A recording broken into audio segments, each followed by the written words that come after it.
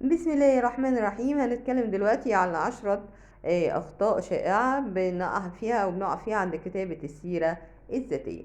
طبعا السيرة الذاتية بتعتبر من أهم الأوراق اللي احنا يتم تقديمها عند التقدم لوظيفة ما، وأفضل طريقة لإعدادها هي معرفة الأخطاء الشائعة اللي بتخلي الناس تعرض عن النظر للسيرة الذاتية لما فيها من أخطاء شائعة.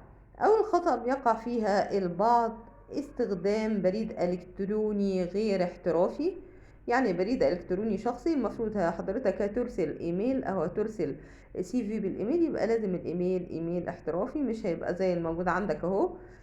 حسب الموجود في علامة صح: سلمى أكرم @gmail.com، ده إيميل صحيح. والإيميل الخاطئ كوكي مودي @gmail.com، ده إيميل غير احترافي ومش مستحب إن أنا أكتب الإيميل الشخصي. نيجي النقطة التانية: إرسال السيرة الذاتية كملف وورد. المفروض السيرة الذاتية أرسلها كملف PDF علشان يسهل الاطلاع عليها وطباعتها. الخطأ التالت: اختيار اسم عام لحفظ السيرة الذاتية. طبعا ما ينفعش أكتب CV PDF أكتبها كده فقط، لا، لازم أنا أكتب السيرة الذاتية بخصوص إيه، يبقى أكتب منى كاونتنج CV PDF، يعني سيرة ذاتية المحاسب، السيرة الذاتية للمحاسبة منى. رقم 4 في الأخطاء اللي بيقع فيها عند إعداد CV: إن إحنا بنرسل السبجكت فارغ، الموضوع بتاعي فارغ. لا، لازم عشان ما ضيعش وقت الناس اللي هم في الموارد البشرية في تصفح سيرة ذاتية ممكن ما تكونش مهتمة في الموضوع، أو ممكن ما يكونش ليها أي علاقة بالموضوع.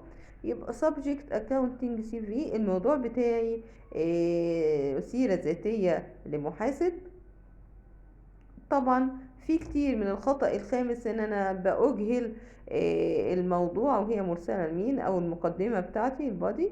ارسال بريد الكتروني فارغ بدون اي مقدمة، وفي كذا مقدمة بتبقى موجودة على النت مقدمات للسي في السير الذاتية. ممكن حضرتك تستعين بيها وتكتب صيغة واحدة. نيجي للخطأ رقم 6: المبالغة أو التقليل من المهارات عند كتابة المهارات أو الخبرات. ما ينفعش اكتب مثلا I speak، بتكلم مثلا 50 لغة، لا، ما ينفعش كده، حضرتك بتبالغ في المهارات بتاعتك، لأن ممكن حد يجي يمتحنك في اللغات اللي انت حاططها في السي في، يختبروك فيها، فتبقى مش لطيفة لو حضرتك ظهرت بمظهر متواضع في الخبرات الموجودة في السي في. فأنا بقتصر ان الانجليش فيري جود، يعني الانجليزي بتاعي كويس جدا. رقم 7 في الأخطاء اللي بتقع عند كتابة السيرة الذاتية: إن أنا بكتب السيرة الذاتية في أكتر من صفحتين. محدش عنده وقت إن هو يتصفح سيرة ذاتية مكونة من صفحتين بخبرات ومهارات وكل الكلام ده، لأن في المقابلة مش هنقعد نقرا كل الكلام ده، فطبعا تقتصر السيرة الذاتية على صفحة واحدة. التنسيق السيء للسيرة الذاتية: السيرة الذاتية مكتوبة بشكل سيء.